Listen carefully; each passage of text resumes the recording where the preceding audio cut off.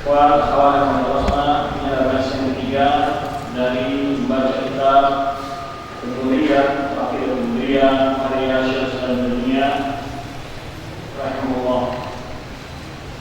Dalam bahasan ketiga ini sebelumnya jelaskan tentang asli al-bab al-sunnah di bab ma'rifatillah wal kitab sunnah. Al-asli bab ma'rifatillah wal kitab sunnah. Yang pertama, berbeda dengan berbagai kalangan yang menyimpang dari cara ini, dari manhaj salaf, dari cara al-sunnah. Ada orang mengenal Allah dengan cara akalnya, ada orang mengenal Allah dengan cara bersembunyi atau dengan berbagai thariqah-thariqah ya, yang mereka cetuskan sendiri dengan cara yang mereka rekayasa sendiri. Dan cara mengenal Allah, Allah berkenalkan diri kepada hamba-Nya melalui nama dan sifat-sifat. Maka dengan kita mengetahui nama dan sifat-sifat Allah, kita akan kenal Allah Subhanahu wa Ta'ala. Jadi mengenal Allah adalah melalui khabar, itu wahyu. Mengenal bagaimana kebesaran Allah, kesempurnaan Allah adalah melalui nama dan sifat-sifatnya yang Allah sebutkan dalam Al-Quran maupun dalam sunnah sahihah Rasulullah SAW. Jika orang mencari nama dan sifat Allah tersebut, berarti dia telah menutup pintu untuk mengenal Allah Subhanahu wa Ta'ala. Ataupun dia menyerupakan sifat Allah dengan semua makhluk, maka dia juga telah menutup pintu untuk mengenal Allah Subhanahu wa Ta'ala.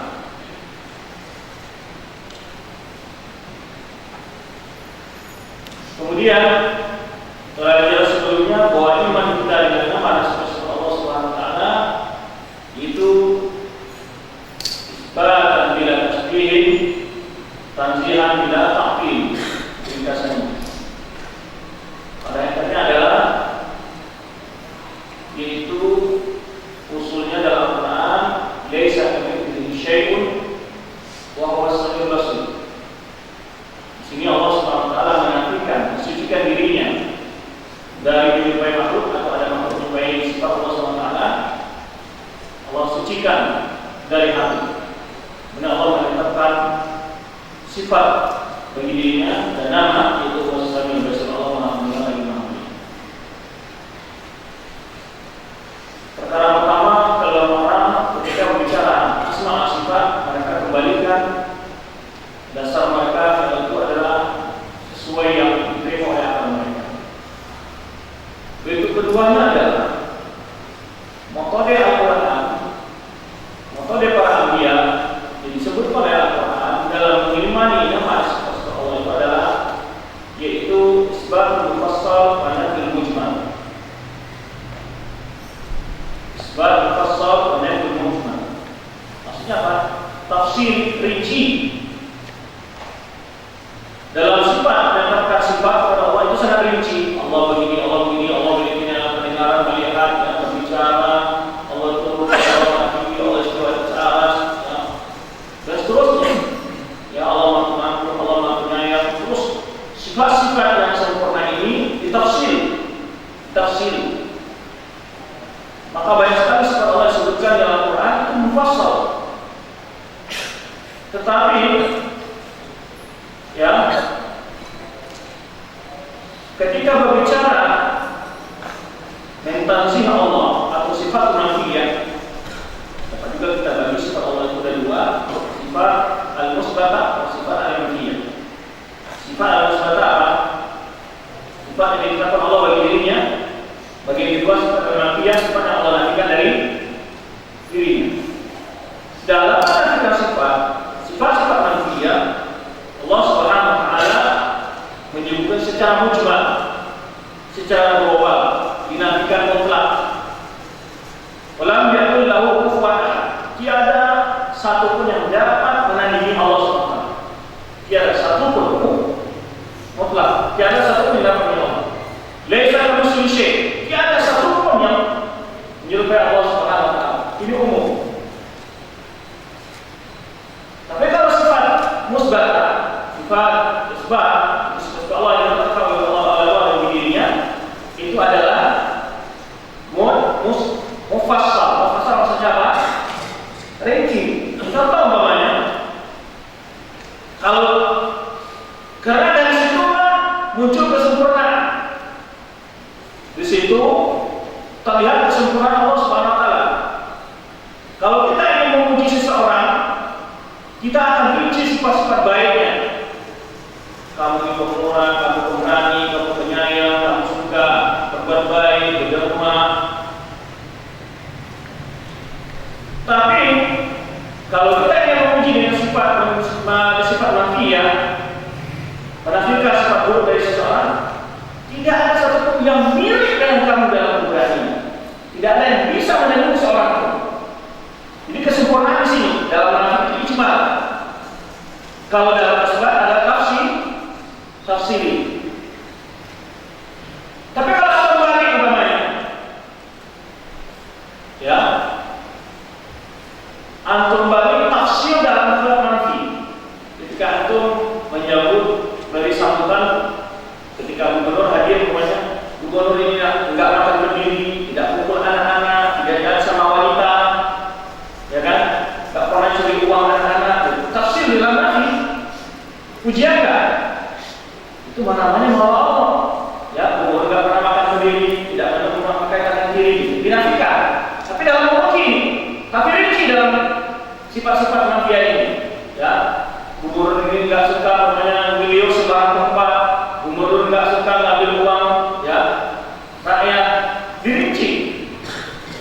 Itu malah menolong. Itu kalau gubernur kita adalah gubernur yang tidak pernah berbuat zalim kepada rakyatnya. Mana lebih sempurna ketika mengusulkan gubernur kita tak pernah mukul ibu-ibu, tak pernah mukul anak-anak, tidak jahat sama bapak, mana yang rinci? Mana yang bagus? Ijmal apa? Rinci. Ijmal kalau nanti di situ kesempurnaan memuji. Ya, tidak ada seorang seperti gubernur kita. Ijmal. Ya. Lalu kita rinci kebaikannya di dalam membangun, di dalam menciptakan keamanan, di dalam pendidikan, dalam kesehatan. Ini apa ini? Isbat. Paham kira-kira? Maka menjadi pujian. Tapi kalau antum rinci di dalam sifat-sifat manfiyah, itu bukan jadi pujian, itu menjadi Allah namanya. Tadi yang kita contohkan ya kan? Ketika dipuji, gubernur nggak makan berdiri, nggak makan pakai nggak minum pakai tangan kiri, nggak mukul istrinya, nggak jahat sama ibu, juga nggak punya ngeledek anak-anak. Dirinci, tidak menjadi pujian. Nah, tetapi kalau kita katakan gubernur kita ini adalah gubernur yang terbaik, tidak ada yang seperti beliau dalam memerintah. Di segi kesehatan, baru dirinci dari sisi isbatnya. Kesehatan, daerah kita adalah daerah yang begitu, ya, rakyatnya pelayan secara kesehatan, pendidikan juga begitu, keamanan juga begitu, pembangunan infrastruktur juga begitu. Maka menjadi pujian dia. Tapi kalau kembali, yang penting gubernur kita pokoknya baiklah, nggak pernah makan berdiri, nggak pernah mukul anak-anak, nggak pernah mukul ibu, ya, nggak mencuri uang, nggak pernah korupsi terhadap uang APBD, nggak korupsi terhadap uang perangko atau dirinci, nggak menjadi pujian dia. Jadi pujian itu akan sempurna bila dalam nafi ijmal dan dalam isbat diri. Maka Allah Subhanahu wa taala mensifatkan dirinya dengan hal seperti itu. Tapi kadang-kala ya Allah Subhanahu wa taala ada menafikan secara rinci. Ya. Itu dalam 3 hal.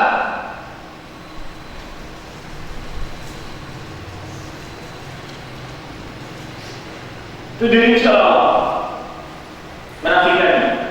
Pertama adalah dibayar kembali. Contohnya, setelah menyebutkan kesempurnaan Allah, Allahu la ilaha illa huwal hayyul qayyum, al-hayyul qayyum la ta'khudhuhu sinatun wa la nawm. Mirci, Allah tidak ngantuk, tidak juga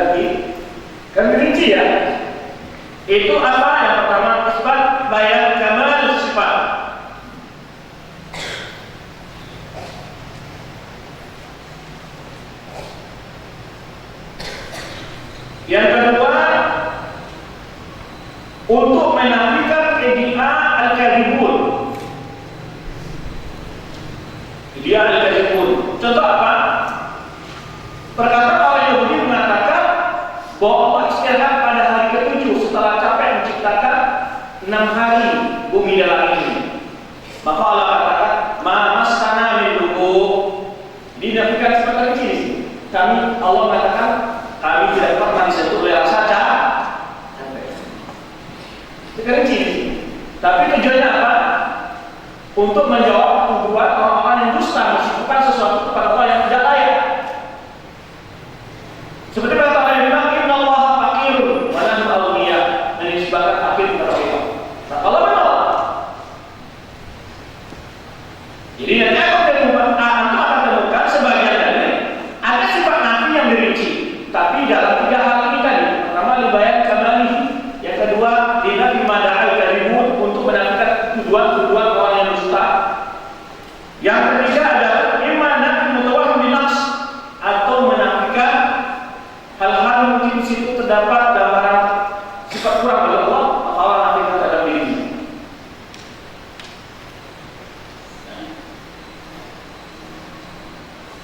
Baik, jadi berbeda dengan orang ahli bid'ah, orang ahli kalam, mereka justru dalam apa? Dalam isbat tentang adanya Allah itu mujmal.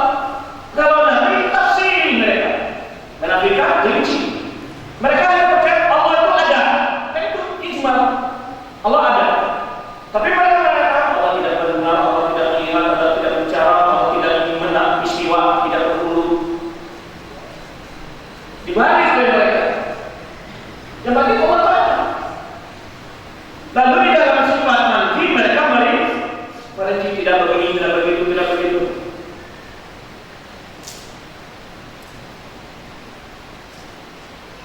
Nah, akhirnya mereka tidak mensifat Allah dengan hal yang sempurna. Tidak mensifat Allah dengan hal yang sempurna. Nah, ini bedanya cara orang ini dengan orang ahli kalam dengan ahli sunnah jamaah. Ahli sunnah jamaah metode Al-Quran dalam memuji Allah, menyebut sifat Allah. Kalau sifat musbata, sifat yang dikatakan untuk dirinya oleh Allah SWT, sifat-sifat yang terpuji, maka Allah rinci. Karena dengan merinci sifat-sifat baik, ya kesempurnaan. Tetapi bila menyebutkan sifat-sifat yang Allah nafikan dari dirinya, sifat-sifat kurang, tidak pantas Allah bersifat dengan hal itu, Allah ijmalkan. Karena di situ sifat kesempurnaan memuji Allah Subhanahu wa ta'ala. Nah, ini kaidah yang berhubungan dengan apa? Asma sifat. Anak punya tulisan di majalah Al-Quran secara apa namanya, berprodi sudah selesai tulisan ini. Pada waktu yang lama sudah ingin dicetak, betulnya tulisan-tulisan sekarang belum juga jadi. Karena anak bahas di situ pertama kaidah Ahlussunnah dalam kaidah asma sifat. Dalam jalur apa ada. Kemudian kaidah di dalam memahami nusus-nusus sifat. Ya. Kaidah dalam sifat-sifat Allah, kaidah dalam asma Allah. Kalau nggak salah itu ada berapa edisi berbicara tentang hal itu. Maka metode Al-Quran, metode Ahlussunnah di dalam mengenai sifat Allah adalah ketika menyebutkan sifat-sifat musbah, sifat-sifat yang terpuji ditetapkan untuk Allah SWT itu rinci. Sebenarnya Allah rinci seperti dalam dirinya.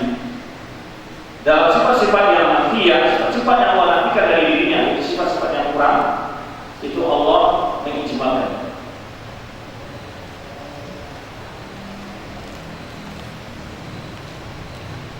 Baik, kita baca. Wallahu subhanahu wa ta'ala ba'atha rasulahu bi isbatil mufassal.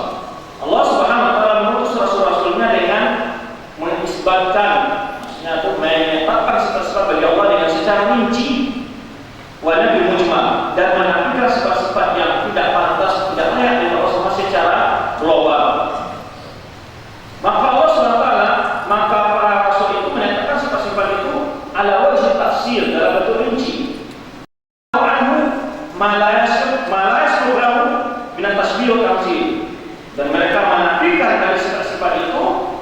sesuatu yang tidak pantas ya bagi Allah SWT, baik itu dari tasbih maupun tamsil.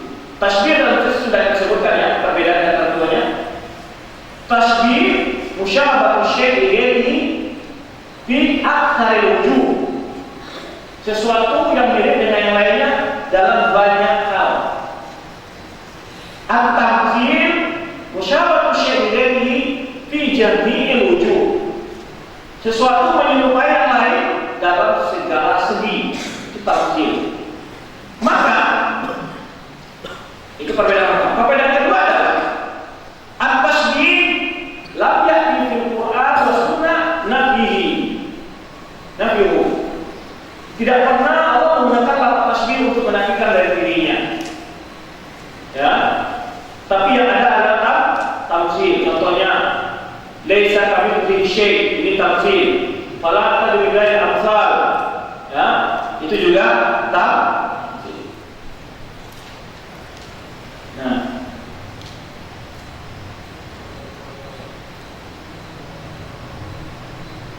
tetapi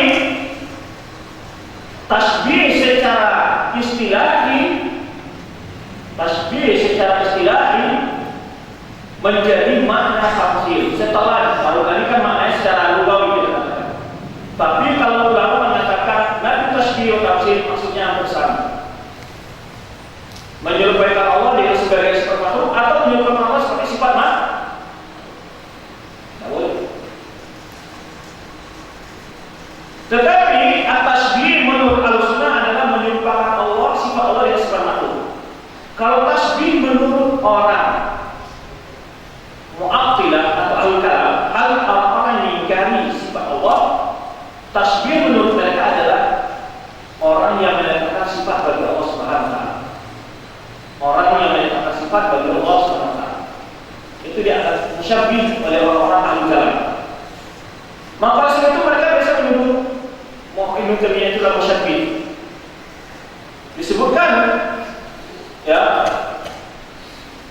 Abu Hanifah Al-Razi ataupun Imam Ahmad menyebutkan ya, bahwa Al-Kalam itu menuduh Ahlussunnah sebagai musyabbihah. Ya, kalau orang-orang yang menamakan musyabbihah, orang musyabbihah menamakan Ahlussunnah mu'attilah. Orang Qadariyah menuduh Ahlussunnah sebagai murji'ah, sebagai jabariyah. Orang jabariyah menuduh Ahlussunnah sebagai qadariyah. Orang Khawarij menuduh Ahlussunnah sebagai murji'ah. Orang murji'ah menuduh Ahlussunnah sebagai orang khawarij. Kemudian walaysa tilka asma' lahu syai'. Maka kalau kita berdiskusi dengan seseorang yang perlu dipertanyakan lebih dahulu, dijelaskan dulu apa maksud kamu membawa tasbih itu, pengertian tasbih. Contoh apa? Mereka mengatakan orang-orang Wahabi itu tidak suka tahlilan, tidak suka selawatan, tidak suka maulidan. Kita tanya, apa sih pengertian maulid menurut kamu yang orang Wahabi tidak suka?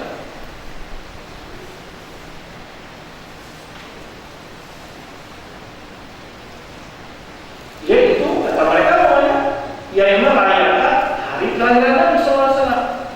Ya, orang Wahabi memang tidak melaksanakan itu. Orang Wahabi tidak ada hari tertentu untuk mencintai Rasulullah SAW, tapi mencintai Allah dalam setiap saat. Karena hal itu juga tidak dibuka Rasulullah SAW, tidak para sahabat yang mereka adalah orang yang jauh lebih mencintai Rasulullah SAW. Para tabi'in, baik Imam Ahmad maupun imam-imam yang lainnya, Syafi'i tidak pernah merayakan. Tetapi biasanya mereka menggunakan lafaz yang mujmal. Tapi kalau orang Wahabi, kamu katakan tidak cinta Rasulullah menyenangkan maulid, itu keliru. Kalau orang Wahabi maulid, tapi bukan maulidan. Maulid itu gimana? Itu puasa hari Senin. Karena Rasulullah SAW ditanya, ya, tentang puasa hari Senin, beliau menjawab, fihi wulidtu wa fihi unzila alayya. Di hari Senin itulah aku dilahirkan, hari Senin apa?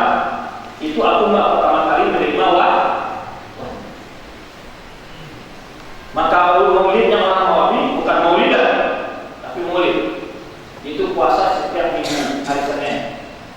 Jadi maulidnya bukan sekali setahun, tapi sekali seminggu. Yaitu puasa hari. Maka maulid itu jelas katakan sunnah. Kenapa? Karena sunnahnya bukan merayakan. Sunnahnya adalah dengan berpuasa hari Senin. Seorang kafir tidak tahlilan. Apa yang Anda maksud tahlilan? Dia tidak mengucapkan kalimat la ilaha illallah, maka kamu dusta. Setiap habis sholat mereka selalu zikir. Mengucapkan kalimat la ilaha illallah, Allahu Akbar, subhanallah, tahlil. Tapi kalau tahlilan yang dimaksud adalah yaitu merayakan kematian orang, itu ya tidak. Itu tidak. Jadi kalau tahlilan itu tidak. Tapi kalau katakan tahlilan tidak membaca kalimat la ilaha illallah itu dusta. Kamu tidak suka tahlilan kalau kita telah mengucapkan kalimat la ilaha illallah itu dusta. Orang habis zikir bersyukur mengucapkan kalimat la ilaha illallah. Selawatan, banyak maksud selawatan. Kalau bermaksud Allahumma shalli ala Muhammad berselawat kepada Nabi, ya, orang Nabi tidak melakukan itu dusta.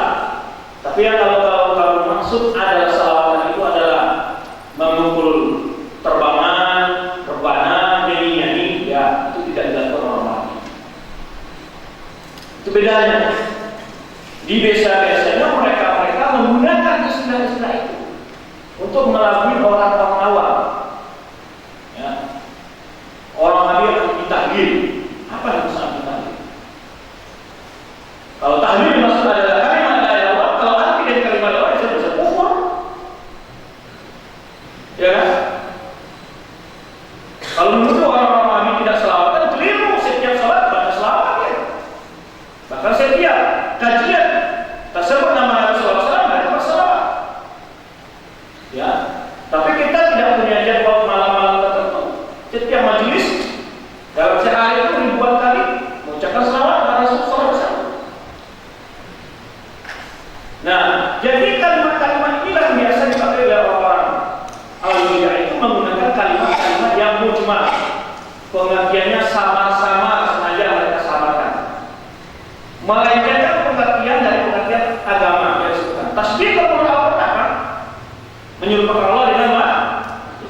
Bukan dalam menetapkan sifat bagi Allah. Tapi orang-orang al-kalam, al-jahmiyah, musyabbihah menurut mereka adalah orang yang percaya dengan sifat-sifat Allah yang Allah sebutkan dalam Al-Quran atau sifat Allah dalam hadis-hadis seperti sifat ulus, peristiwa, khusus. Mereka anggap musyabbihah. Ini jelas, ya, pemahaman keliru tentang makna tasbih. Baik, kemudian contoh pertama dari Al-Quran tentang faidah tadi. Apa faedahnya tadi? Isbatul tafsir yang apa? Yaitu nafi mujmal, isbat mufassal. Isbat mufassal, nafi mujmal. Nah, contoh ayat yang nafi mujmal di sini, fa'budhu wastabir li ibadatihi, beribadah kepada Allah, wastabir alaihi, bersabar-sabar benarlah untuk beribadah kepada Allah. Ini bagian dari sabar ketiga di antaranya dalam beribadah kepada Allah. Ini dalilnya di antaranya wastabir li ibadatihi. Tapi itu bukan bagian itu yang menjadi dalil dalam masalah yang berbicara. Yang menjadi adalah hal ta'lamu lahu samiyya. Hal ta'lamu lahu samiyya. Apakah engkau tahu apa Allah itu punya tandingan-tandingan? Umum kan? Ya kan? Tidak dikatakan Allah tidak seperti manusia, Allah tidak seperti jin, Allah tidak seperti malaikat. Itu kan ada rinci. Tapi umum, harta lau samiyya. Apakah engkau tahu Allah itu punya tandingan-tandingan? Kan umumnya. Ini yang tadi dalilnya itu nafyu mujmal. Itu manhaj Al-Quran. Ya, karena dari situ terbukti Allah itu maha sempurna. Dan itu pula kesempurnaan kita memuji Allah. Kita katakan kalau ingin memuji, yaitu ijma di dalam nafi, mufassal di dalam is. Ya.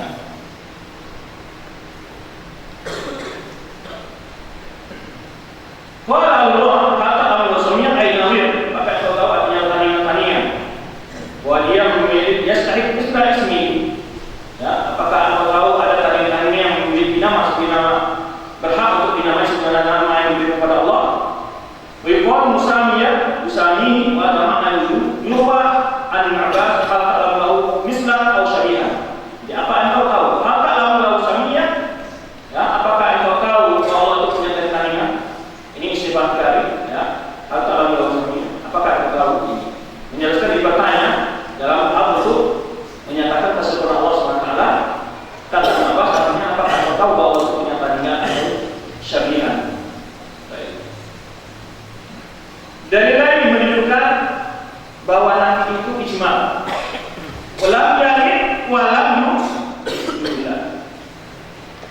tidak melahirkan, tidak di atau tidak beranak atau tidak di beranak.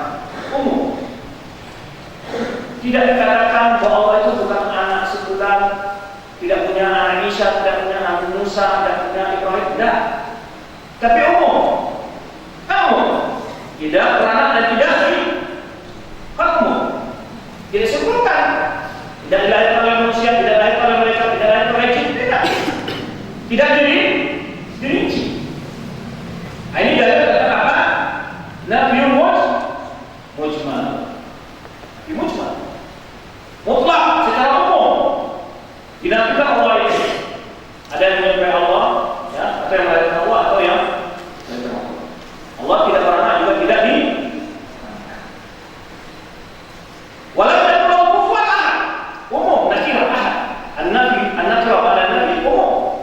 Tidak ada satupun ya yang menandingi Allah Subhanahu wa taala. Jadi tidak disebutkan secara rinci. Allah tidak bisa ditandingi oleh manusia, tidak bisa ditandingi oleh jin, tidak bisa ditandingi oleh malaikat. Tidak rinci. Tapi umum. Walau tidak kufuwan ahad. Semua makhluk tidak akan mungkin mampu menandingi Allah. Itu yang umum dalam surat apa tadi? Al-Manfiyah. Apa yang manfi di sini adalah adanya keserupaan dengan Allah Subhanahu. Dalam ayat tadi, ini dalil. Kalau kita jelaskan ini dalil saja.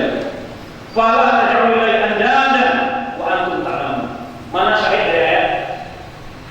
Fala taj'alu anda, jangan kamu jadikan bagi Allah itu tandingan. Jadi tidak disebut ini. Janganlah kamu membuat tandingan Allah dari malaikat, janganlah kamu membuat tandingan Allah dari manusia, janganlah kamu membuat tandingan Allah daripada jin. Tidak dirinci seperti itu.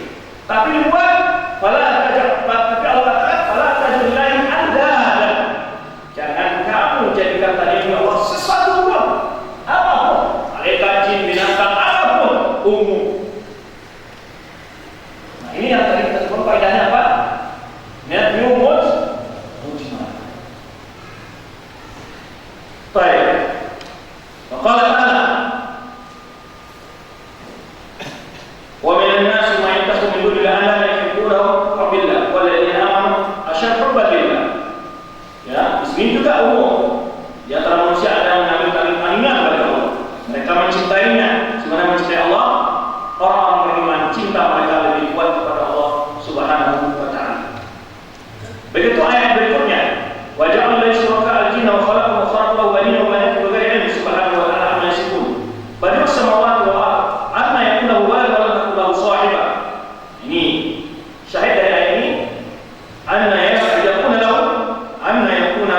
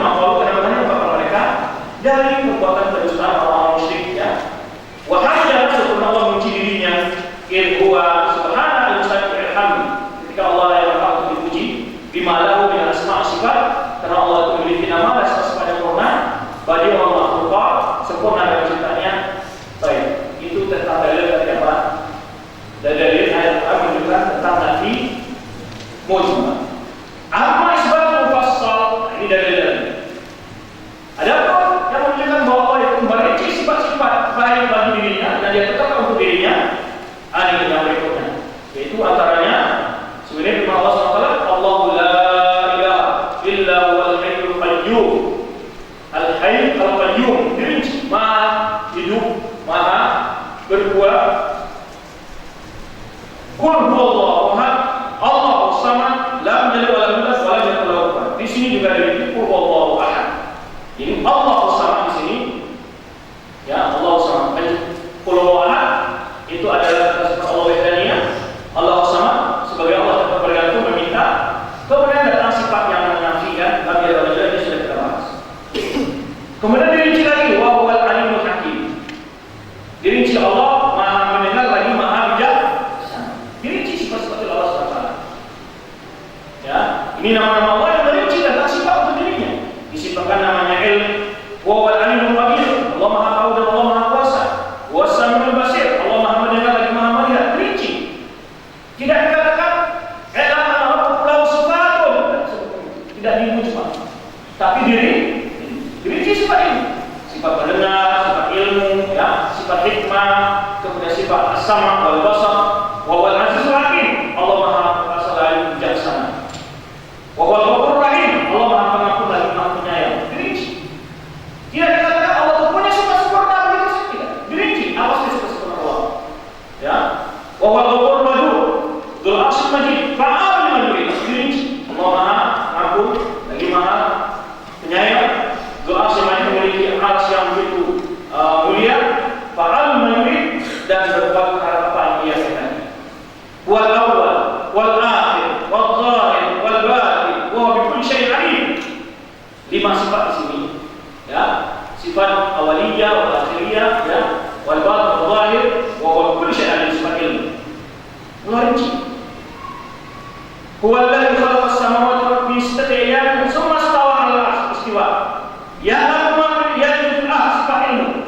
Ya, Allah tahu apa yang ada di dalam bumi, wa ma yamliku, apa yang keluar darinya, wa ma yanzilu minas sama', apa yang turun dari langit, wa ma yanzilu fiha, apa yang naik ke langit, wa huwa ma'akum aina ma kuntum.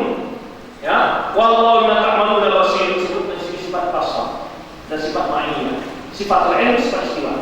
Ini ayat menggabung sifat apa di sini? Nah, ini ayat menyebutkan sifat-sifat Allah di beberapa hal. Di antara di sini disebutkan sifat istiwa dengan sifat ma'iyah, wa huwa ma'akum. Yang tidak pakai kata sifat ma'iyah dengan sifat istiwa Allah dan ta'ala. Bisa masuk masalah al-'arsy. Kemudian di akhir ayat wa huwa ma'akum aina ma kuntum. Wallahu bima ta'maluna basir. Allah dan apa yang Anda lakukan Maha melihat. Nah, ini dirinci oleh Allah sifat-sifatnya yang ditetapkan untuk dirinya Allah SWT. Juga firman Allah SWT, "Dzalika bi annahu ma asqata Allah wa karihu ridwanahu asqata Allah." Hal yang dimarahi Allah dan mereka benci terhadap keridhaan Allah SWT, fa'ahbata a'malahum. Jadi ridwan Allah sifat juga. Ya, Allah punya sifat mendengar, melihat, ghufran, aziz, maha kasa, maha melihat, maha bijaksana. Dirinci sifat Allah itu. Ya, maha tahu, maha melihat, punya ridwan, keridhaan. Kemudian fasawfa ya'tillahu biqaumin yuhibbuhum, sifat mahabbah. Ya, wa yuhibbuna. Allah akan mendatangkan kaum yang Allah yang mereka cinta kepada Allah, Allah cinta kepada mereka. Ini sifat mahabbah. Ya. Wa qaul ta'ala radhiyallahu anhu wa an, ini sifat ridha. Allah rinci. Allah punya sifat ridha, Allah sifat mahabbah, dan seterusnya. Allah rinci dengan sifat-sifat. Dan ini sifat yang musbatan itu dirinci oleh Allah Subhanahu wa taala. Allah ridha kepada mereka, mereka ridha kepada Allah. Ya. Wa man yakfur bil mukarramin fa jahannam khalid fiha wa ghadiba Allah alaihi. Sifat apa? Al-ghadab. Wa la'anahu. Sifat apa? La'n. Wa adalu 'adzab. Innal ladzina kafaru yunaduna lamaqtullahi akbar. Sifat al-maqt. Ya, akbar membawa memang itu. Anfusakum tad'una ila iman takfurun. Faqala hal yaquluna illa ayyadahu Allah. Sifat apa di sini? Sifat ya, fi dzulalim min ar-rahman wal malaikah. Summa stawa ila sama', sifat apa? Wa yadfa qalaha wal ardi ya taw'an wa qarhan qala ataina taw'in. Ini dari semua tentang sifat-sifat musbata yang Allah merinci sifat-sifat itu dalam banyak ayatnya yang ditetapkan oleh untuk dirinya Allah Subhanahu wa taala. Wa kallama Allah Musa taklima, ini adalah sifat apa? Al-kalam. Wa nadainahu min janibit tur, sifat apa? An-nida.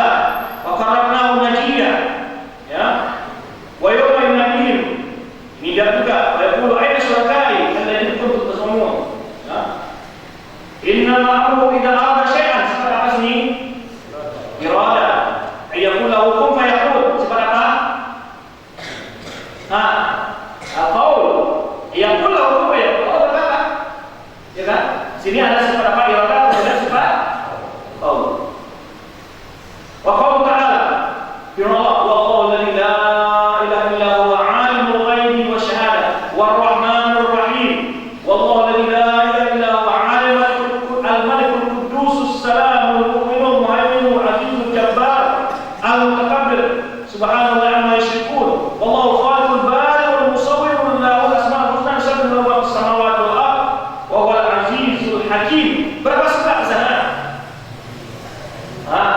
15. Begitu enggak? Pertama, wallah, al-ilah, al-ilah, alimul ghaib, sifatul ilm, ar-rahman, ar-rahim. Ya, di sini ada 15 nama. 15 nama di sini yaitu Allah, ilah, alimul ghaib wa syahadat, war-rahman, ar-rahim. Ya. Kemudian di belakang itu Allah la ilaha illa huwa, al-malik, sifat al-mulk, al-qudus, ya, sifat apa? Al-qudus, as-salam, as-salam, ya. Al-Mu'min, Al-Muhaimin, Al-Aziz, Al-Jabbar, ya, Al-Mutakabbir, Subhanahu wa Ta'ala, kemudian Al-Khaliq, sifat Khalq, Al-Bari, ya, Al-Musawwir, sifat di dalam Asma' Husna, ya, lahu asma'una, sablahu samawati wa Aziz, Al-Hakim. Ini semuanya sifat-sifat yang Allah SWT dalam dirinya secara rinci. Karena nama Allah itu menunjukkan sifat. Nah, itu contoh-contoh yang diberikan oleh Syekh Sultaniyah tentang penjelasan faedah yang beliau sampaikan. Ila akhir hadis ayat dan hadis sabit dari Nabi sallallahu alaihi wasallam. Jadi ayat-ayat yang seperti ini hadis-hadisnya yang telah sahih dari Rasulullah SAW dalam nama-nama Allah Subhanahu wa taala, di asma' dan sifat-sifatnya. Fa inna dzalika min ibadi dzati wa sifati. Di dalam, nah, ini ada sedikit penjelasan. Dalam nama Allah, dalam mengimani nama Allah itu ada beberapa hal yang harus kita perhatikan. Nama Allah itu ada memiliki dua makna. Maksudnya apa? Ada maknanya lazim, ada maknanya muta'addiyah. Seperti nama Allah Al-Khaliq, menciptakan. Itu muta'addiyah atau lazim? Muta'addiyah karena ada objek, ada makhluk. Allah Maha Pengampun. Allah Maha Pengampun. Ini nama Allah muta'addiyah atau lazim? Muta'addiyah karena ada yang diampuni. Ya, Al-Alim, Al-Basir, As-Sami, ini nama-nama Allah ya muta'addiyah. Contoh nama lazim apa?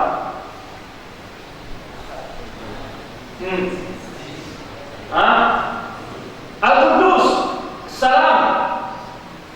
Apa lagi? Al-Alim. Antara nama Allah, ya. Wal awwal wal akhir, az-zahir wal batin. Nah, jika nama Allah itu mengandung makna muta'addi, sifat yang muta'addi, kita membutuhkan pemahaman berapa hal yang kita perlu. Mengimani nama Allah ini, menetapkan nama itu untuk Allah, mengimani makna dari nama itu, yaitu sifat, menetapkan makna dari nama Allah itu untuk Allah, itu sifat yang terkandung dalam nama Allah itu. Kemudian al-iman bi'asa awal muqtada dzalika ism, dzalika makna, yaitu beriman dengan muqtada daripada apa? Makna dari nama Allah tadi itu. Umpamanya Al-Ghafur, kita yakin di antara nama Allah adalah Al-Ghafur, di antara sifat Allah adalah Ghufran. Lalu apa muqtadanya? Muqtadanya hendaknya kita punya akal memotivasi kita untuk banyak beristighfar. Paham? Ini cara memahami, mengimani nama-nama Allah yang muta'addiyah maknanya. Kalau maknanya muta'addiyah, berapa hal yang harus kita imani, kita yakini, meyakini nama Allah itu sendiri, mengimani nama Allah itu sendiri, mengimani nama makna dari nama Allah itu. Yang ketiga adalah mengaplikasikan akar muqtada, tuntutan dari nama Allah itu sendiri. Pokoknya nama Allah At-Tawwab, Maha Penerima Taubat. Kita yakin di antara Allah Tawwab, kemudian di atas Allah adalah penerima taubat. Aplikasinya yang kita adalah hendaknya kita bertobat selalu kepada Allah. Nama Allah Al-Razzaq, Maha Pemberi rezeki, Ar-Rahim, yang memberi rahmat. Ya, kita yakin di antara nama Allah, mengimani nama Allah Ar-Rahim atau Ar-Razzaq,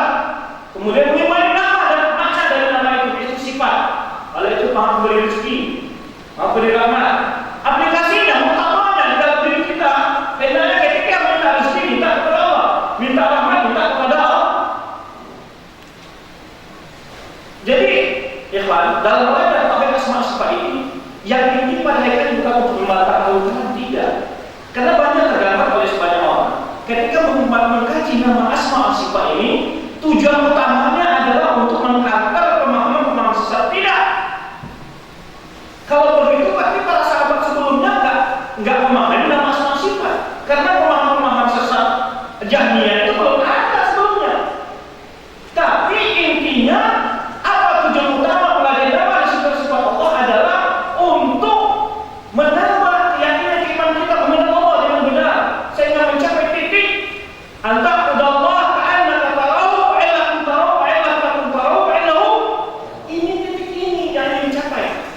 Dan bagaimana kita sampai pada puncak ini, ibadah seperti ini, dengan memahami nama dan sifat-sifat Allah. Sehingga ketika berdoa kepada Allah, ya Razzaq, seakan-akan kita melihat Allah meminta itu. Karena paham maknanya Allah itu Maha Pemberi rezeki. Kemudian kita tidak akan pernah syirik, tidak pernah melakukan dukun, sepala, syarakat, tidak ada lagi. Karena yang bisa memberi rezeki hanya Allah. Jadi yang utamanya mempelajari tauhid asma sifat itu bukan untuk, karena banyak orang menganggap tergambar sebenarnya kalau sudah mengkaji tauhid asma sifat intinya adalah apa? Membantah pemahaman sesat. Sesat enggak. Intinya memantapkan keimanan kita kepada Allah, memperbaiki nilai ibadah kita kepada Allah, menambah keyakinan kita terhadap nama Allah itu sehingga teraplikasi dalam sikap ibadah muamalah. Itu yang diinginkan sebetulnya. Ya, bukan poin utamanya untuk membantah aliran sesat. Itu banyak contohnya. Ini perlu jelas berantuk. Inti utamanya itu adalah ketika kita beribadah sampai pada tingkat ihsan. Antara Allah ta'ala ta'ala fa'in ta'ala fa'inahu. Ini intinya. Maka kita tidak akan pernah kecut, tidak akan pernah takut karena perintah Allah itu aziz, maha perkasa. Ya, Zuquwatil matin.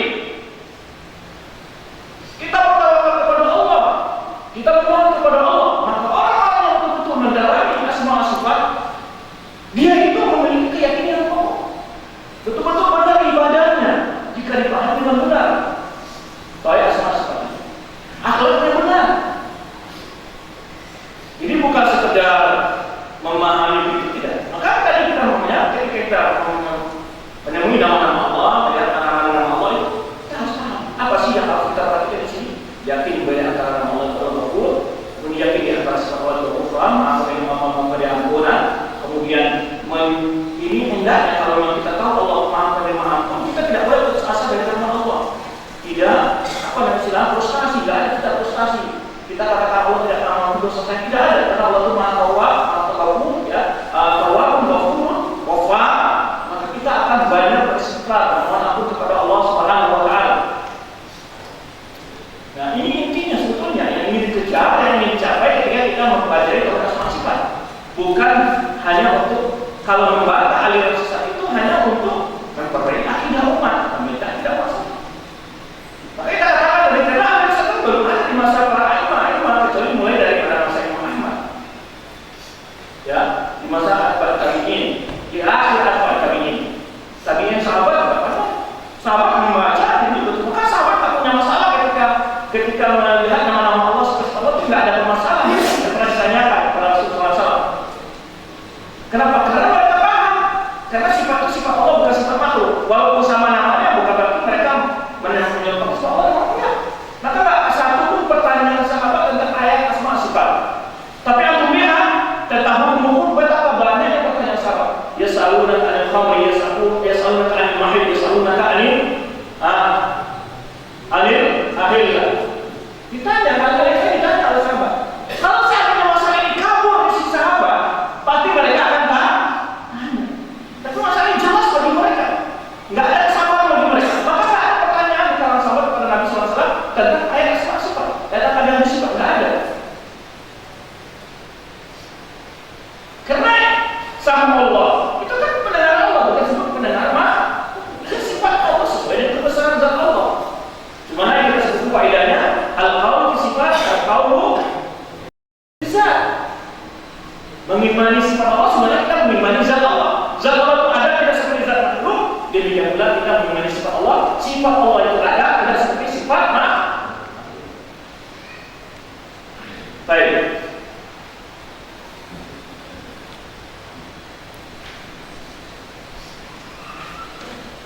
Faedah tidak menisbah zat wa sifatnya ada wajah tafsir di dalam. Kalau di dalam sifat-sifat lazim itu kita menetapkan sifat itu bagi Allah dan nama bagi Allah Subhanahu wa taala.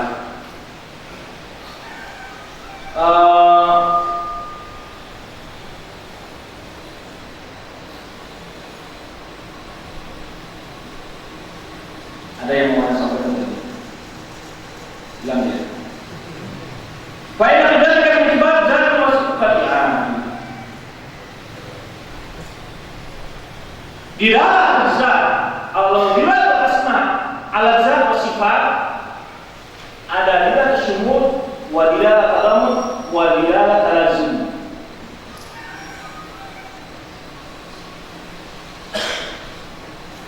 Dilalah asma ala zat wa sifat yaitu nama Allah itu ketika menunjukkan zat dan sifat ada tiga dilalah, syumul dan talazum dan tadam.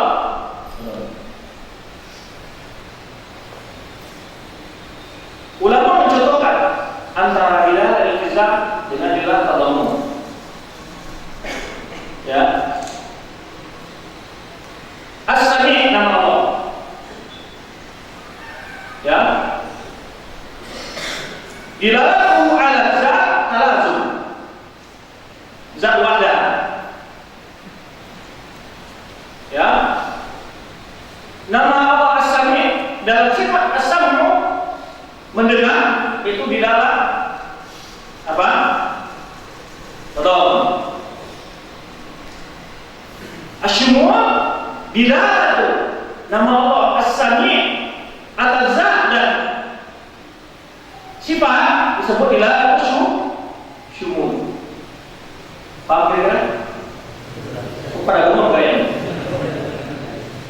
Nama Allah itu ketika disebut As-Sami' itu ada dua di sana. Zat dan sifat. Paham kira-kira? Zat dan sifat. Ya, ada zat yang bersifat mendengar. Dilalah ada zat wa sifat. As-Sami' itu dilalahnya ada zat dan sifat. Ya. Maka dilalah ala zat wahdah, kalau dilalah ala sifat wahdah itu disebut dilalah iltizam.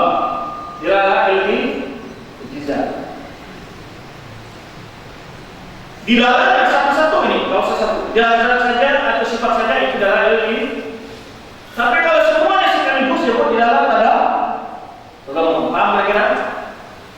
Sekaligus disebut dilalah. Baik, masalah ini dijelaskan oleh Syekh Muhammad Shalih Al-Utsaimin dari kitab beliau Qawaid Muslim.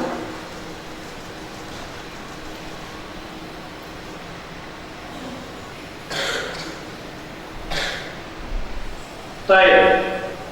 Wa isbatu bidalil binafi tamsil, di mana ayat di atas di antaranya menyebutkan tentang menetapkan keterangan Esa Allah, menafikan adanya penyerupaan bagi Allah SWT.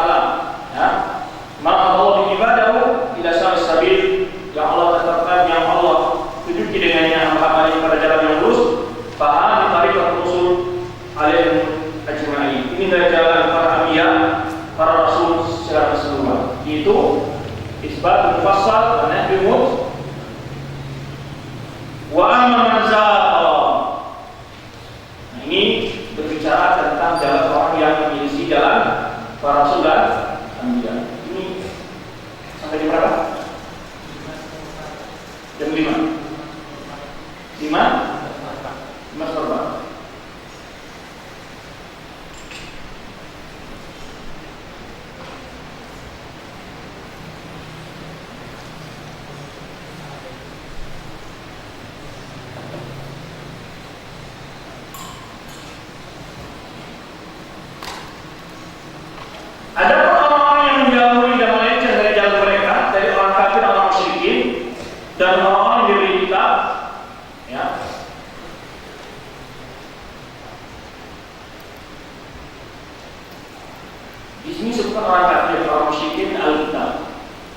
Apa bedanya? Orang kafir termasuk ke dalamnya musyrikin dan orang ahli kitab. Tidak setiap orang ahli kitab musyrik. Ya. Karena dia orang kafir itu tidak mesti musyrik. Munafik, musyrik kan? Disebut munafik ya. Makanya macamnya orang kafir banyak. Di antaranya munafik, musyrik dan ahli kitab. Di kafir dari umum. Sebenarnya Allah sebutkan dalam surat apa? Al-Bayyinah. Innal ladzina kafaru min ahli kitab wal musyrikin. Ya. Baik. Wa ma dakhala fi hadhihi as-sabiqah. Ataupun yang terpengaruh dari kelompok-kelompok Sobian. Sobian ini siapa? Ini berbeda. Para ulama di sini ada menyebutkan ini adalah orang-orang yang hidup bersama Nabi Ibrahim yang ibadah menyembah benda-benda langit. Ya, itu orang yang menyembah benda langit. Umutafal sifat ahli al-filsafat wal jahmiyah wal karamiyah wal batiniyah. Ini orang ahli batiniyah. Ini adalah orang-orang yang menyelisih jalan al-anbiya, mulai dari orang kafir, musyrikin, al-kitab, apalagi Sabi'ah, kemudian al-falasifah, al-jahmiyah dan batiniyah. Sabi'ah tadi adalah pengikut umat yang hidup di masa Nabi Ibrahim, yang masuk di dalam Nabi Ibrahim.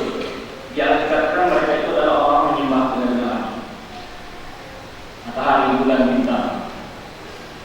Kemudian mutafalsifah itu ahli filsafat Yunani dan Romawi, ya, filsafat Persia dan filsafat India.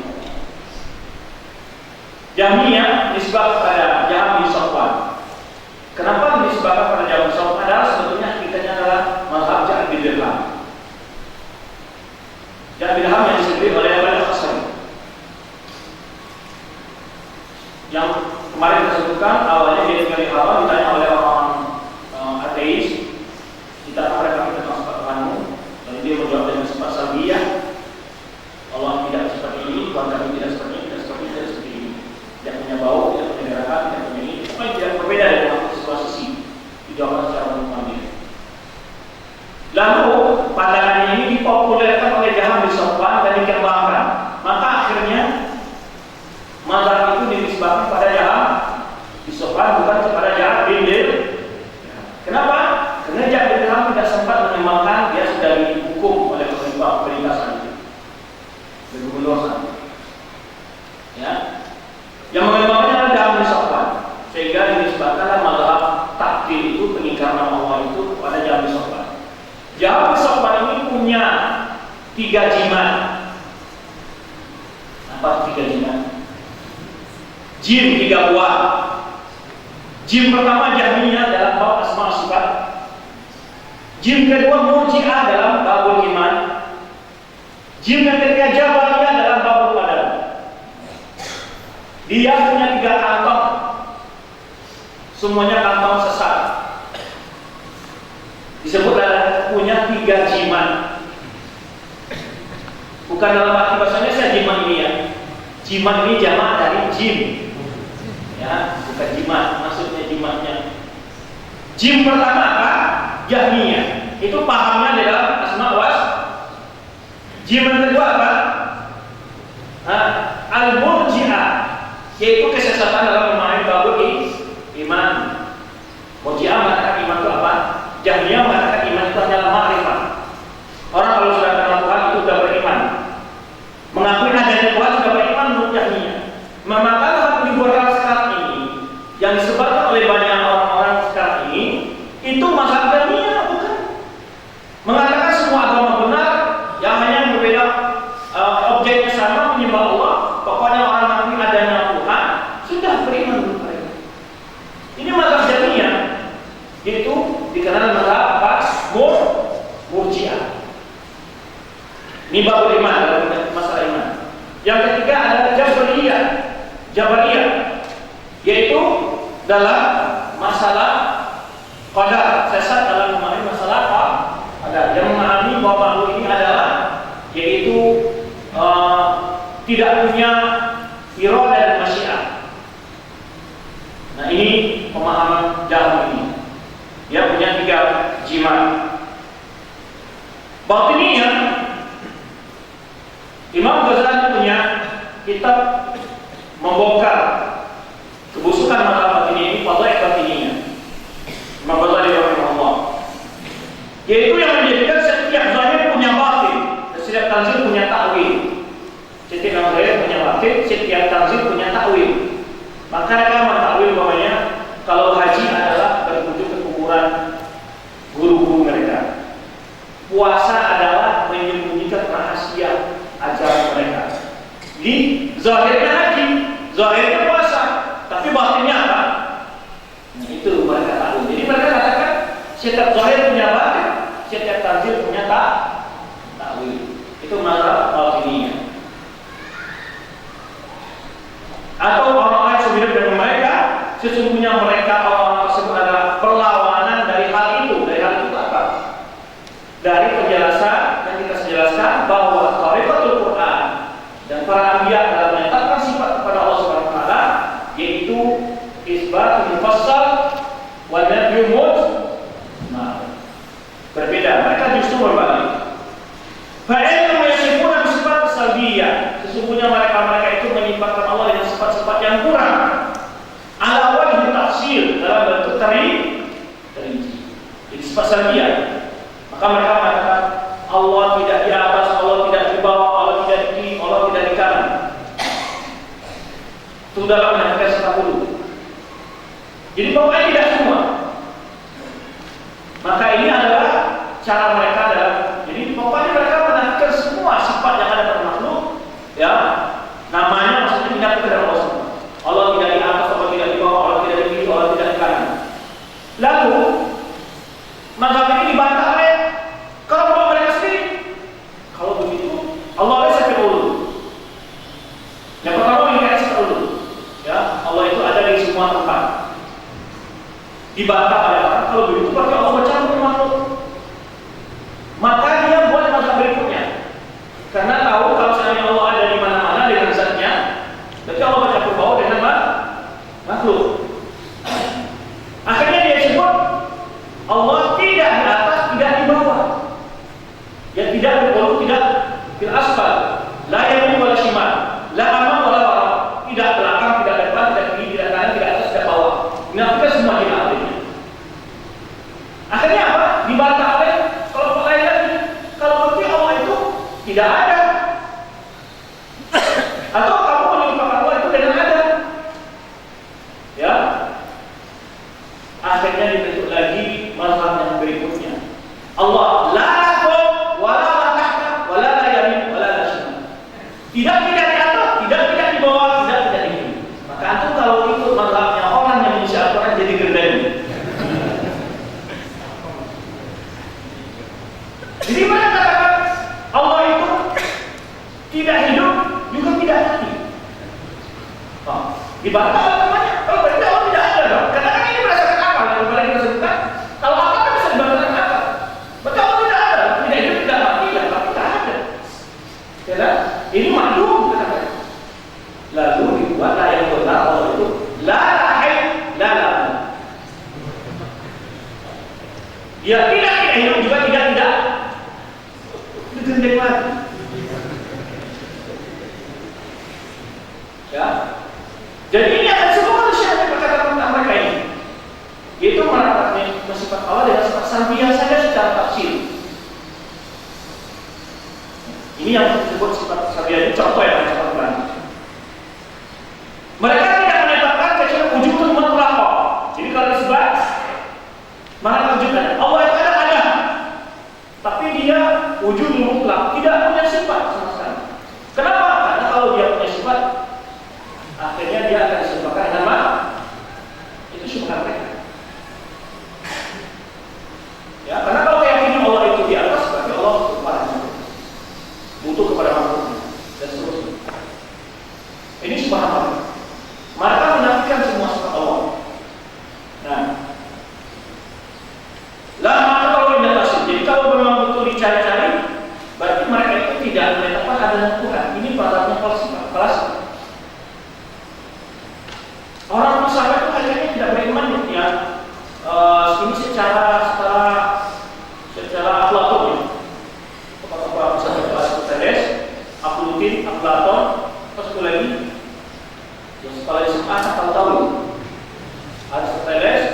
Jalaluddin, Aflatun, satu lagi.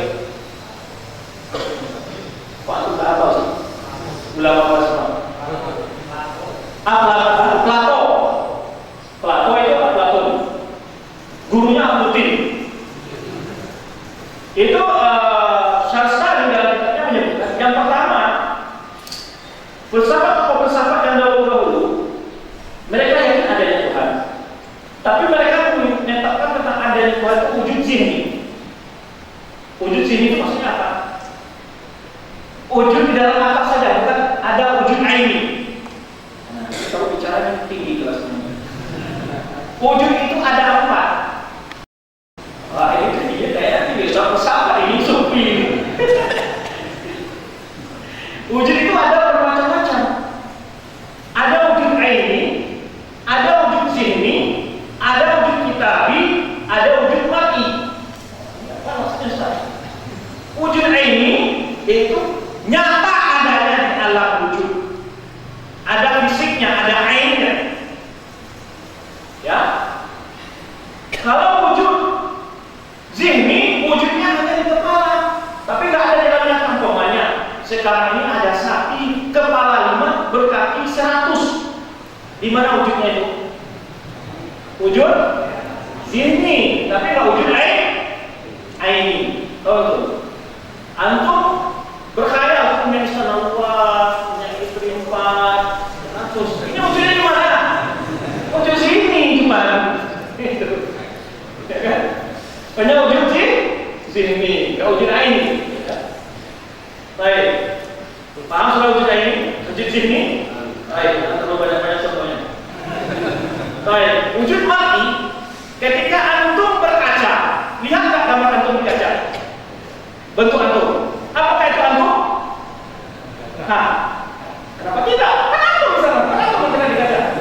Nah, ini yang masalah. Wujud mar'i ini dikatakan tidak, ya dia. Mau ditembak, nggak kena, mati dia.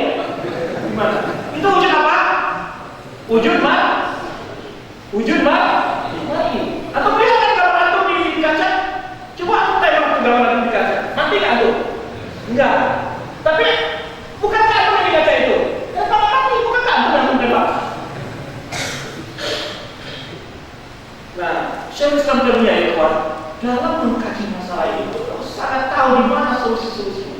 Di mana? Maka orang filsafat ini tidak membedakan antara wujud zihni, wujud aini, wujud mar'i, dan wujud kita. Wujud kita rupanya kita tulis di kertas ini namanya Muhammad. Ini wujud Muhammad kan di sini? Ada Muhammad ada di mana? Di kertas. Wujud kita di. Tapi dikatakan Muhammad enggak? Dikatakan dia juga dia. Dikatakan tidak itu Muhammad. Di mana? Itu namanya wujud apa? Wujud apa? Kita ada kalimat wujud lafzi. Wujud lafzi diucapkan. Saya minum mangga. Wujud apa itu? Kecuali memang sudah minum sendiri, baru wujud diucapkan saja. Muhammad antum ucapkan. Sekarang ada di lisan antum itu lafzi atau aini? Lafzi bukan aini, karena Muhammad bapak buat di mulut antum. Paham kira-kira? 5 wujud. 5 wujud. Apa wujud pertama? Wujud aini, wujud nyata adanya. Kemudian wujud zihni yang hanya bisa ada di khayal, yang ada hanya di khayal. Wujud mar'i, yaitu seperti gambar kita lihat di kaca. Wujud kitabi, di mana wujud kita ditulis nama kita di kertas. Wujud kita kitabi. Wujud lafzi, sebenarnya nama kita disebut di lisan. Sebab Z. Apakah Z ada di lisannya secara aini atau lafzi? Secara lafzi. Paham kira-kira? Baik. Maka orang filsafat hanya mengakui tentang adanya Allah wujud zihni, bukan wujud aini. Ini kayak orang Jahmiyah juga. Nah, ini yang dimaksud wujud. Baik. Ketika mereka mengatakan Allah tidak di luar, tidak di dalam, tidak di atas, tidak di bawah, itu kan hanya wujud zihni, bukan wujud aini. Karena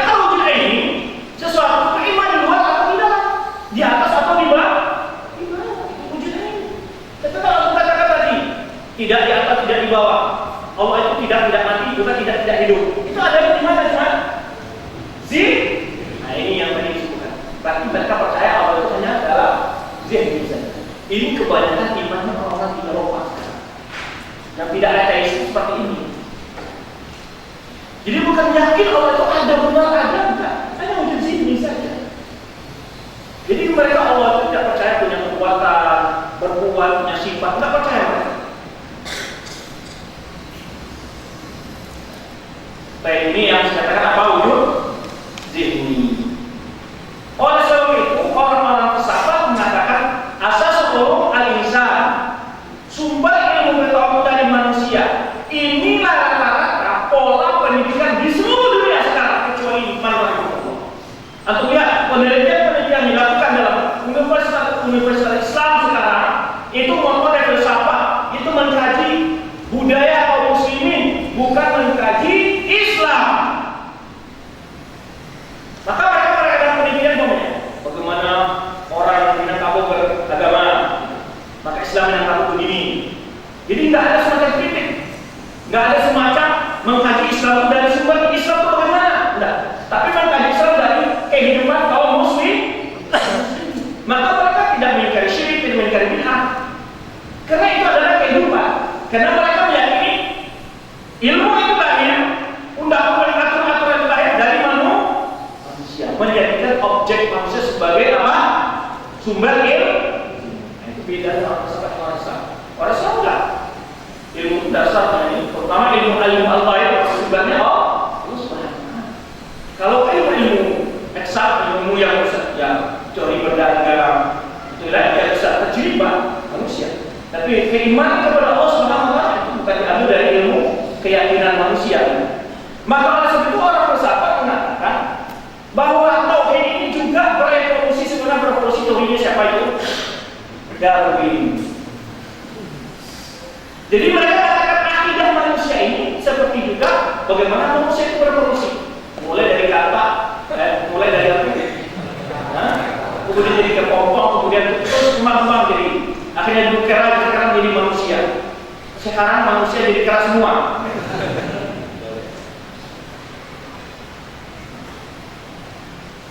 Maka dia ketika mengkaji tauhid tidak begitu. Maka mereka katakan al-aslu fil insan asyirku. Dasar utama semua manusia ini adalah musyrik, bukan tauhid. Kalau kita mengatakan dasar manusia itu tauhid. Nah, awal pertama itu ada tauhid. Terusnya asalnya juga dari Al-Quran, ya, dalam surah Al-Araf, "Wa akhadha rabbuka min bani Adam min dhurriyyatihim ala subhanahu wa ta'ala." Ini ala subhanahu wa ta'ala. Jadi asas pada manusia itu tauhid, bukan syirik. Ya banyak dalil ini berulang lagi dari tauhid. Tapi dari sinilah mereka berkesimpulan bahwa awal di dunia ini budaya manusia itu syirik dan bukan tauhid. Adapun iman yang ada pada tauhid itu adalah secara revolusi juga. Dulu orang punya Tuhan 100, kemudian 99, kemudian 88, kemudian 77, kemudian 66, kemudian 33 sampai ya 12, kemudian 10, kemudian 3, kemudian 1. Nah itu dia paham seperti itu. Karena mereka mengkaji kehidupan manusia. Jadi manusia itu mereka jadikan sebagai sumber kebenaran dalam masalah agama. Ini ilmunya. Kalau ilmu duniawi, berdagang ataupun pertanian tidak bisa saja. Antum kali bagaimana metode orang berhasil dalam sebuah pertanian boleh. Tapi kalau yang agama asalnya bukan dari manusia, dari Allah. Tahu ini kalau kita bahas masalah ini banyak pertemuan titiknya di mana gitu ya. Antum tahu kenapa mereka itu keliru dalam masalah ini. Maka akhirnya mereka mengatakan itulah yang lebih utama akal daripada wahyu. Ya kemarin kita sebutkan. Baik. Jadi ya, kemudian orang bersahabat pada hakikatnya mereka itu tidak percaya dengan hal-hal yang gaib. Hanya percaya pada benda yang sah, yang bisa dilihat, yang diraba, yang dirasa. Ya. Dan mereka mengatakan bahwa ilmu yang gaib itu tidak ada hakikatnya. Maka nanti lahir masalahul nas tiba asma sifat. Ada namanya ahlul tahyil, ada namanya al-tahyil. Al-tahyil itu apa? Mereka mengatakan berita-berita tentang adanya hari kiamat, tentang adanya surga itu semuanya khayal mereka. Ini mazhabnya orang filsafat dalam memandang peristiwa-peristiwa alam gaib. Tidak ada hakikatnya kata mereka. Hanya itu untuk supaya manusia ini jadi benar, dibuat khayalan. Maka mereka tidak percaya adanya wahyu. Nabi menurut mereka itu bukan seorang yang dapat wahyu dari Allah, tapi karena dia orang cerdas. Maka lahirlah sebuah buku seorang pintar dunia yang pertama adalah Nabi Muhammad. Orang kita sudah bangga, oh ini mungkinnya dia mengakui kenabian Nabi Muhammad. Bukan, dia bukan mengatakan Muhammad sebagai nabi, tapi mengaku Muhammad sebagai orang pintar dalam berkhayal. Hal ini kita tahu sebenarnya kita bilang ada dua kekuatan Nabi menurut mereka, kuat berhadas, kuat terakhir, kuat taksir, dan tiga bagi mereka. Kuat khayal, mampu menghayalkan adanya Tuhan, mampu menghayalkan adanya neraka, mampu menghayal adanya neraka. Ini kata mereka, dibawa mereka pada Anda. Kuat taksir, sehingga karena kuatnya dia mampu membandingkan ya kekuatan kuat taksir ini, dia memiliki mukjizat sehingga jadikan batu jadi kota, tokat jadi ular. Itu kuat taksir mereka. Kuat hadas, yaitu kecerdasan yang luar biasa. Itu pemahaman mereka tentang kenabian. Jadi kalau orang belajar ke barat itu mencari kebodohan, bukannya kepintaran. Maka kalau pulang ke Indonesia jadi bingung dan bingung membaca agama Islam. Belajar kepada orang yang percaya tentang hari kiamat, tentang hari ini, tidak percaya mereka tentang baik. Makanya tidak heran lahir orang-orang berat yang telah dididik seperti iya. Antum tahu rasa di situ mereka itu. Maka mereka itu tidak percaya tentang adanya wahyu, tidak adanya Al-Quran, mereka hanya karya ini situ semuanya ada. Karena mereka tidak percaya tentang adanya wahyu, tidak adanya nabi, tidak adanya wahyu, tidak percaya mereka ada, tidak percaya mereka. Karena asas ilmu mereka itu hanya hal-hal yang bisa dilihat, diraba, dirasa. Bagi mereka hal-hal itu semua khayal. Maka saya katakan, orang Islam itu jauh lebih pintar dari umat manapun saja. Umat manapun saja nggak tahu itu malaikat. Kalau malaikat orang bersifat apa? Adalah kekuatan positif yang ada dalam diri. Makanya mereka. Kalau jin sama setan apa? Kekuatan negatif, perasaan-perasaan buruk yang ada dalam diri. Itu setan yang mereka. Nggak percaya adanya setan ciptakan, nggak ada. Nggak percaya mereka. Maka mereka tidak kenal Allah, tidak kenal jannah, tidak kenal surga, tidak kenal syifa, khauf, tidak kenal mereka. Ini ilmunya yang didapatkan dari Al-Quran. Maka orang Islam ilmunya bukan yang di dunia saja, sampai ke akhirat mereka tahu peristiwa yang akan datang dari mana. Maka orang Islam itu orang cerdas. Informasi berbagai makhluk-makhluk di alam angkasa sana diberikan oleh Al-Quran. Cerdas. Matahari, bulan, bintang diceritakan. Mereka tahu nggak ya? Hanya yang teringat mereka. Ada yang Sidratul Muntaha, ada Baitul Ma'mur. Mereka tidak akan kenal. Maka yang pintar itu orang Islam. Sumber ilmu itu di Islam. Agama kita itu luar biasa. Informasi tentang hal yang gaib itu diberikan Allah. Yang tidak mungkin oleh orang siapapun saja kecuali orang Islam. Mereka tidak kenal malaikat. Mereka tidak tahu setan. Tidak tahu mereka. Jadi mereka apa yang ada di alam itu mereka tidak tahu persis. Semuanya duga-duga.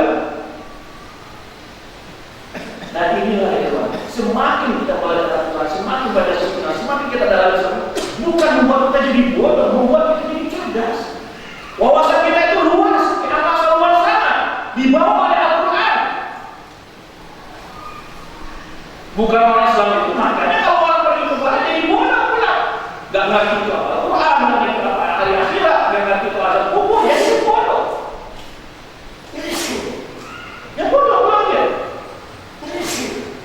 Atau dia anak TK kadang-kadang udah paham ya tapi kadang-kadang profesor gak paham. Kenapa? Ya itu. Kenapa lagi kepada orang bodoh? Akibat ini yang menimbulkan. Maka intinya di sini. Apa hakikat perbedaan dan apa lahir paham-paham itu di sini. Dasar pertama berbeda. Mereka tidak percaya karena adanya Allah. Mereka itu melihat hal yang bisa dilihat oleh mata, dirasa, diraba saja. Hanya beriman kepada materi saja. Beda-beda. Ya. Mereka tahu matahari karena melihat matahari terbit. Ya. Mereka tahu bulan karena bulan terbit.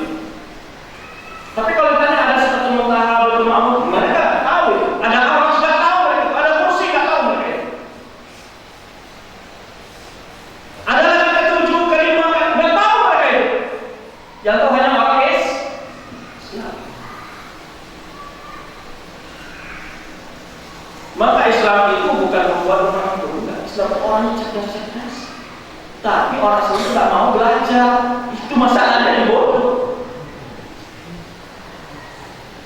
Maka sering saya contohkan, orang Islam itu ibarat orang bawa sebuah peti di dalamnya lengkap peralatan. Kalau umpamanya kebanjiran, ada umpamanya kapal, atau kepanasan ada payung, kemudian ada payung atau macam-macam alat penyelamatan di dalamnya, tapi nggak pernah dibuka. Tapi dikatakan ini apa, peti apa mas? Ini peti lengkap di dalamnya, hebat ini, tapi nggak pernah dibuka. Nah itulah orang Islam beragama. Islam hebat, hebat. Gimana hebatnya mas? Ya, nggak tahu gimana hebatnya. Nggak belajar tentang tauhid, nggak kenal ibadah, nggak kenal semuanya, nggak pernah belajar. Tapi kalau katakan Islam itu nggak benar, buktinya sampai nggak benar. Oh, nggak bisa Islam itu benar, nggak benar ya. Gimana benar? Ya nggak bisa dilasi. Kenapa? Karena tidak belajar lagi. Maka Allah umpamakan kama sabil iman yahmilu asfaro, bagaikan iman bawa lembaran-lembaran. Di situ ada kalau kamu kehausan ambil air ke sini, apa tuh lembaran di bawah itu? Tapi tak pernah dibaca. Artinya himar mati kehausan. Padahal itu lembaran ada petunjuk. Kalau kamu makan, berarti di rumah makan ini, ya kan? Tapi tidak tahu petunjuk-petunjuk yang ada di bumi di bawah itu, olehnya tidak tahu. Ya, sehingga dia istilahnya tikus mati di lumbung. Tahu nggak tikus mati di lumbung? Apa di lumbung? Lumbung padi. Tapi tikus mati kelaparan di lumbung padi. Inilah kondisi umat Islam. Dia punya agama yang begitu lengkap dalam mengatur baik hidup ini, tapi hidupnya tetap saja kacau balau karena tidak belajar. Pemahaman sesat, memang ibadahnya benar. Yang salah bukan agama, dia yang tidak belajar. Baik. Ulama kata lalu tidak taksir. Ketika benar-benar dinyatakan mereka itu sebetulnya kalau teliti mereka tidak yakin ada Tuhan, kecuali hanya mengatakan adanya Tuhan itu secara di dalam otak saja. Ya. Yang tadi yang terakhir dia tidak mungkin dibuktikan secara nyata. Faqalu yaltazim ghayat ta'til wa ghayat tafsir. Maka perkataan mereka itu pada hakikatnya adalah benar-benar orang yang mengingkari tentang adanya Allah atau sampai kepada finish yang menyembah Allah. Ya, ghayat tafsir. Kenapa? Karena mereka menyampaikan dengan mumtani'ah wal ma'lumat wal jamadah. Ini ada tiga ini. Kalau orang tadi mengatakan ya, Allah tidak mendengar, Allah tidak melihat, Allah tidak istiwa, Allah tidak punya tangan, Allah tidak punya wajah, terus dinafikan sifat-sifat Allah itu menyebabkan apa? Dengan beda mati, tahu nggak? Jadi orang yang mengingkari sifat Allah itu kemanapun dia lari pasti musyabih. Pamannya dikali. Saya pakai Allah istiwa, tapi kalau saya istawa. Istawa juga? Istawa tasbih enggak? Tasbih, karena istawa itu artinya juga makhluk juga istawa. Saya artikan kalau tangan kakinya kudroh, itu juga tasbih, karena makhluk juga punya. Kemana pun larinya, Anda datang kepada tasbih. Maka untuk membaca mereka pakai ini. Kamu juga musyrik, istaula, makhluk juga istaula. Kamu tak ada yang kudroh, makhluk juga punya kudroh.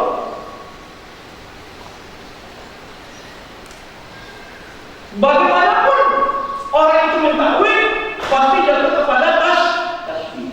Imma kepada jamadah, benda-benda mati, atau kepada mumtani'ah, sesuatu yang tidak mungkin ada, atau makdumat, atau menyumpahkan sesuatu yang tidak ada. Yang tadi akwal yang disebutkan tadi. Jadi mereka itu ada nafi mahdoh, ya, ada namanya raf'u dhakirin. Nafi itu apa? Tidak merah, tidak putih, tidak atas, tidak bawah, itu nafi dhakirin, raf'u dhakirin. Ini ada Kalau ada orang tanya, di mana Muhammad Ali? Dia itu tidak di dalam masjid, tidak juga di luar masjid.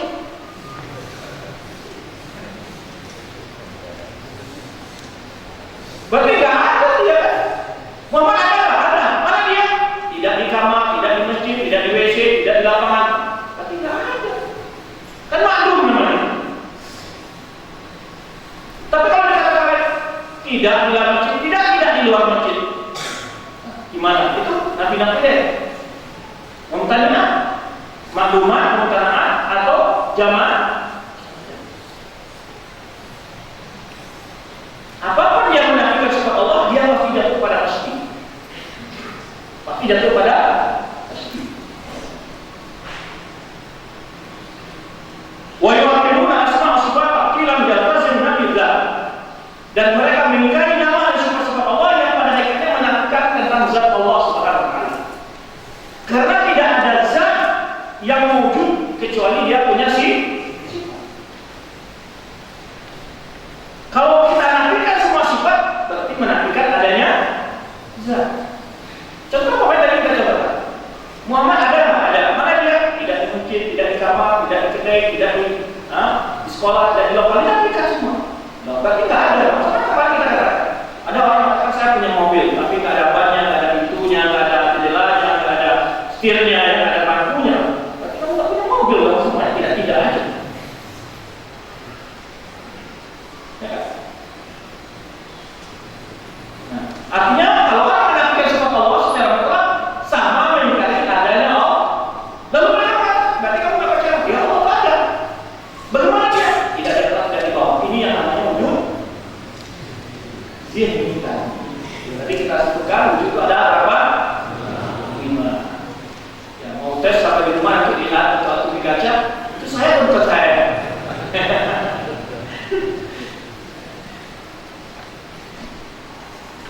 Baik, mazhab batininya. Baik, insyaallah kita lanjutkan pada masa akan datang karena ini pembahasan masih panjang ya. Belum mengunci berikut masa berikutnya nanti. Itu yang pertama adalah yasribuna naqidain. Yasribuna maksudnya mengangkat kedua kali perlawanan, atas bawah, kiri kanan depan belakang. Yasribun tidak di atas tidak di bawah. Ya. Ini disebutkan dan yang dikenal nanti namanya ini pembahasan berikut darajat takkil. Darajat takkil. Ya, yang akan dibahas nanti. Pertama beliau akan mencontohkan mazhab apa?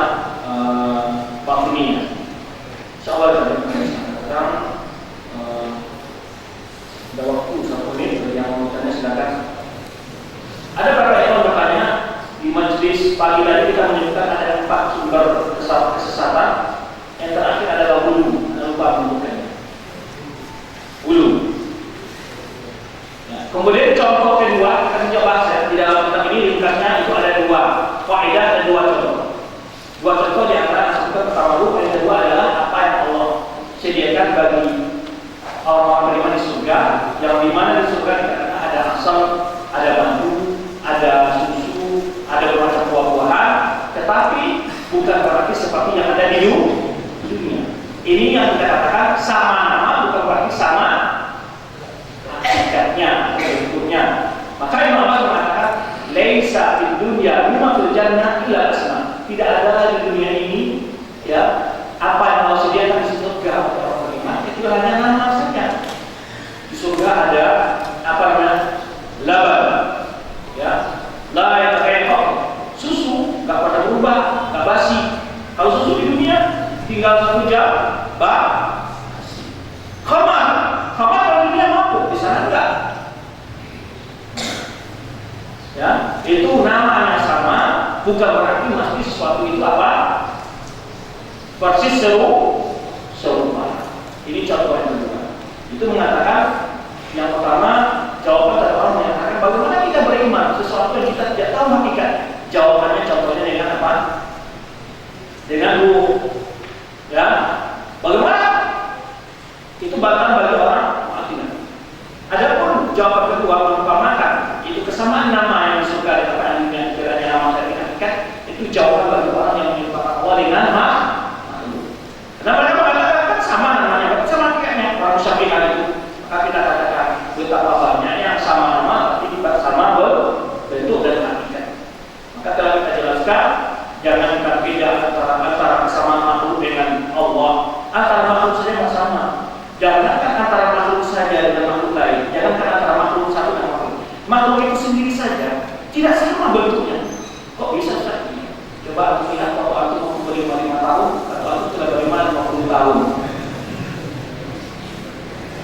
Nama antum tetap saja si Ahmad. Ini Ahmad nggak? Iya dia. Ini Ahmad juga iya. Kok beda? Kan namanya Ahmad. Ya kan? Kekuatan antum juga begitu. Waktu kekuatan antum umur 5 tahun setelah 50 tahun juga berbeda. Ukuran telinga juga beda. Telinga Ahmad juga. Tapi waktu berumur 5 tahun tidak seperti berumur 50. Walaupun dari dia makhluk itu sendiri. Tidak serupa. Bagaimana akan disebutkan Allah dengan makhluknya? Jadi sama nama tidak bukan berarti sama bentuk dan hakikat. Allah